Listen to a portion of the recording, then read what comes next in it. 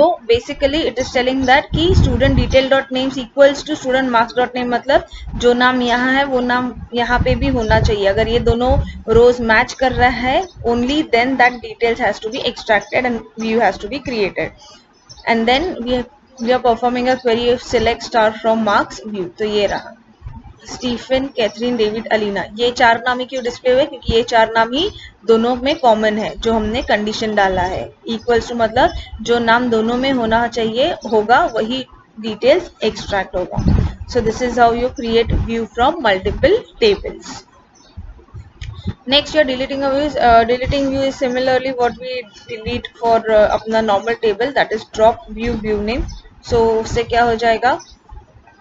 Current view जो बना है वो डिलीट हो जाएगा. अभी जैसे हमने मार्क्स व्यू बनाया था उसको डिलीट करना है. So we just write drop view marks view, that's it. तो वो व्यू डिलीट हो जाएगा डीबीएमएस से, यानी आपके डेटाबेस से. So this was all about creating views in the SQL.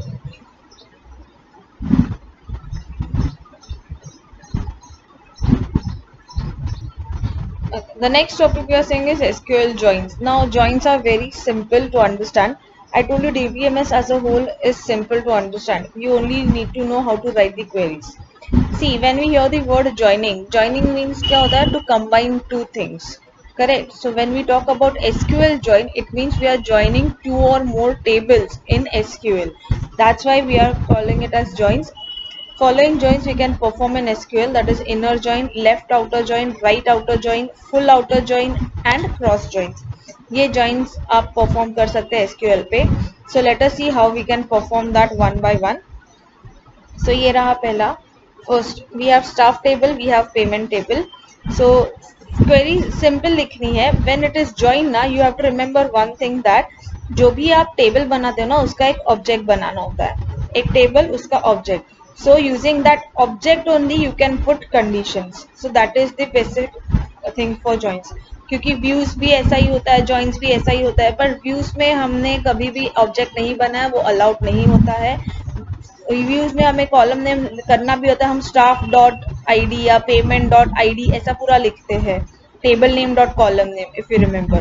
But joins में ऐसा नहीं है. जॉइंस में you can always create a variable, you can always create an object for that table what you are making, and using that object or that variable you will access the columns of that table. So यहाँ पे अपने पास दो table है, staff table, payment table, having their respective columns. So normal join operation जो हम perform कर रहे हैं is this: select staff ID, staff name, staff age and amount. Because I told के joining is a combination of two और more tables, तो हमने लिया staff ID, staff name, staff age and amount. तो तीन कॉलम इसका and एक column इसका. तो अभी इसको ज्वाइन कैसे करेंगे? सी, ये कॉलम्स चाहिए from staff S, payment P, यानी दोनों को ऑब्जेक्ट्स बनाया है कि ये दोनों टेबल से पर्टिकुलर कॉलम्स लो, where your S dot I D, यानी स्टाफ एस है ना, तो एस किसका ऑब्जेक्ट हुआ? स्टाफ टेबल का. So condition is where S dot I D, that this I D is equals to P dot staff I D. P dot staff ID. So it is not payment ID. It is talking about payment table में जो staff ID दिया हुआ है वो और ये ID match होना चाहिए. So जहाँ जहाँ ये दोनों मैचेस है वहाँ वहाँ you combine that table. So अपने पास आएगा 1 2 3 2 नहीं आएगा, sorry 1 3 4. So it will be repeated. See 3 1 4 1 randomly आया है यहाँ पे, but if you perform it will be getting in correct order. ये 1 दो बार इसके लिए आया क्योंकि ये इसमें भी है और ये इसमें भी है, that's why.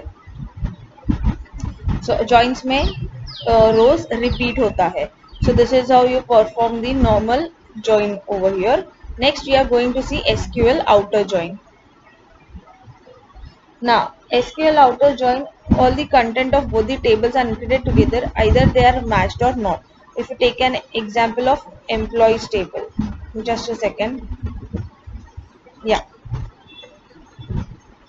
see, outer join मतलब क्या कि दोनों टेबल्स कंबाइन करना है, फिर चाहे उनमें कोई कॉमन चीज हो या ना हो और रेलेवेंट हो कि नहीं हो उससे फर्क नहीं पड़ता. दोनों चीजों के सारे चीजें मतलब बेसिकली यूनियन ऑपरेशन जैसा हम बोलते हैं तो वैसे ही वो परफॉर्म होता है.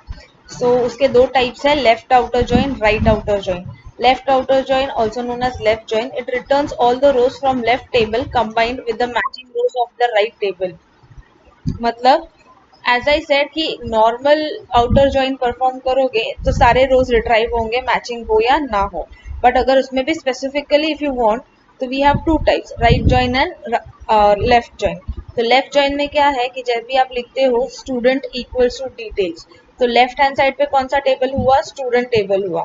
सो when you write student equals to detail, तो वो क्या करेगा, लेफ्ट साइड पे जो भी टेबल्स है इट विल फर्स्ट चेक कि दोनों में कॉमन नेम्स कौन से है, वही रिट्राइव होंगे. But see, it returns the rows from left table combining with the matching rows of the right table. यानी लेफ्ट टेबल के तो सारे रोज देगा बट राइट टेबल के ओनली मैचिंग रोज देगा. अगर राइट टेबल में कोई भी मैचिंग नहीं है then it will return the null values. Similarly right outer join क्या करेगा, it returns all the rows from the right table. यानी स्टूडेंट इक्वल्स टू डिटेल्स लिखा है, then in the right outer join में क्या होगा, डिटेल्स टेबल के जो भी इंफॉर्मेशन है वो डिस्प्ले होंगे, बट स्टूडेंट टेबल के सिर्फ वही रोज डिस्प्ले होंगे जो डिटेल्स के साथ मैचिंग है. That's it. So that's the difference between left outer join and right outer join. Let us see that with an example. See, here it is given. We have SQL left join. इसका syntax ऐसा है, select table 1 column 1 table 2 dot column 2 from table 1, left join table 2 on table name column field equals to table 2 dot column field. ये रहा customer table, this is the order table. So ये अपना first table है, ये second table है. while joining these two tables, how we are writing is SQL select ID name amount date. See, select ID name amount and date, यानी दो column इसके और दो कॉलम इधर के. From customer left join order, from customer left join order मतलब ये क्या करेगा, कस्टमर का तो देगा और ऑर्डर का जो कॉमन है सिर्फ वही देगा क्योंकि लेफ्ट जॉइन लिखा है.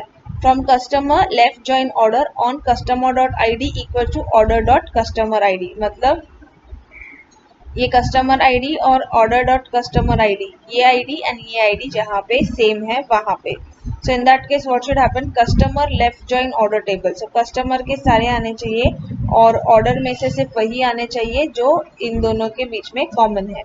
So let us see ID 1 it is for Aryan. ये रहा, सी 1 2 3 4 5. तो फर्स्ट यू चेक के पहले वाले क्या है कि नहीं. 1 2 3 4 5. तो फर्स्ट टेबल के सारे आ गए. अब ये जो रिपीट हुए हैं वो इसके लिए हुए हैं, C 2 over here because this things are matching over here.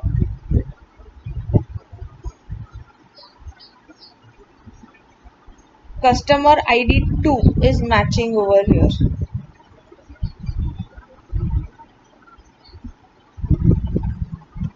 तो वो दो बार इसके लिए आया है क्योंकि यहाँ पे वो दो बार है, अमाउंट अलग अलग है इसके लिए.